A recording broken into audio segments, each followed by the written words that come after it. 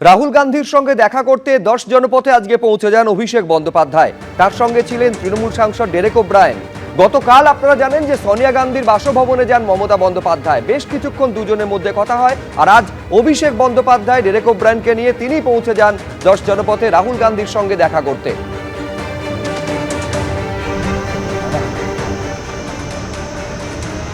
যখন 10 জনপথে পৌঁছচ্ছেন অভিষেক বন্দ্যোপাধ্যায়, তার কিছুক্ষণ আগে একেবারে সাংসদ পদ থেকে ইস্তফা দিয়েছেন সুস্মিতা দেব।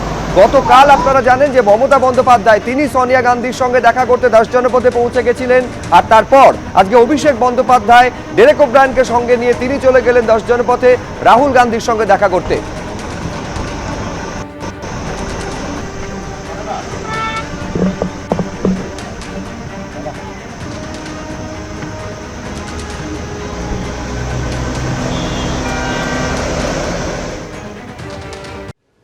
এই মুহূর্তের বড় খবর, তৃণমূল কাউন্সিলর স্বপন সমাদ্দারকে গ্রেফতার করল পুলিশ। কলকাতা পুরসভার কাউন্সিলর স্বপন সমাদ্দার এবং বিদায় মেয়র পরিষদ তিনি, তাকে ভোট পরবর্তী হিংসায় গ্রেফতার করেছে পুলিশ।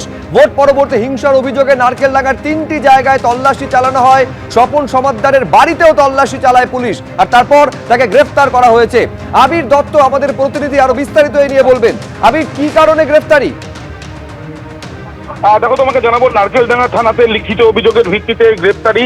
3টি জায়গাতে তল্লাশি অভিযান চালানো হয় এবং সেই অভিযানের ভিত্তিতেই কিন্তু বেশ কিছু অভিযোগ যে জমা পড়েছিল সেই অভিযোগের ভিত্তিতেই কিন্তু তাকে গ্রেপ্তার করা হয়েছে। এবং স্বপন সমাদ্দার তৃণমূল কংগ্রেসের তরফ থেকে তিনি কাউন্সিলর ছিলেন। এবং যেটা জানা যাচ্ছে যে গত 2রা মে 2022 সালে সেদিনকে যে মারধরের ঘটনা এবং অ্যাটেম্প টু মার্ডারের অভিযোগ হয়েছিল এবং সেই অভিযোগের ভিত্তিতে গত 9 তারিখে লিখিতভাবে, অর্থাৎ 2026 সালের 9 তারিখে লিখিতভাবে অভিযোগ পড়ে স্বপন সমাদ্দারের বিরুদ্ধে। এবং সেই অভিযোগ পড়ার পরে 2010 সালে তার এফআইআর, মাফ করবে, 9 তারিখে লিখিত অভিযোগের ভিত্তিতে 10 তারিখে এফআইআর হয়। এবং সেই এফআইআর এর ভিত্তিতেই আজকে 3টি জায়গাতে নারকেলডাঙ্গাতে থানা অঞ্চলে, সেখানে নারকেলডাঙ্গা থানার পুলিশের তরফ থেকে তল্লাশি চালানো হয় এবং তাকে ইতিমধ্যে গ্রেফতার করা হয়েছে।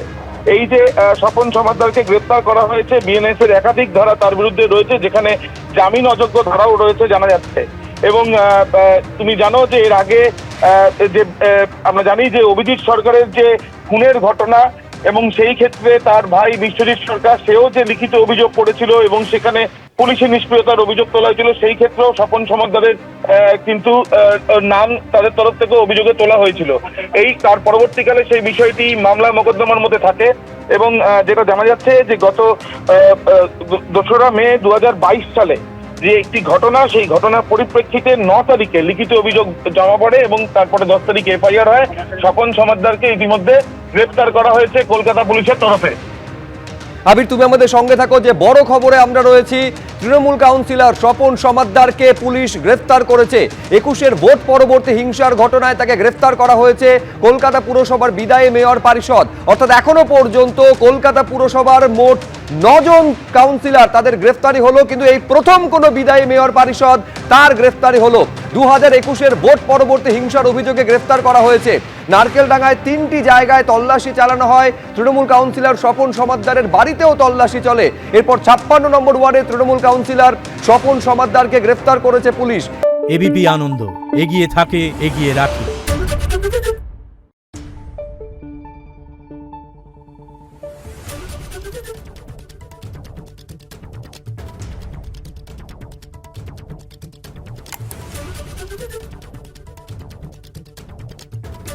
Thank you.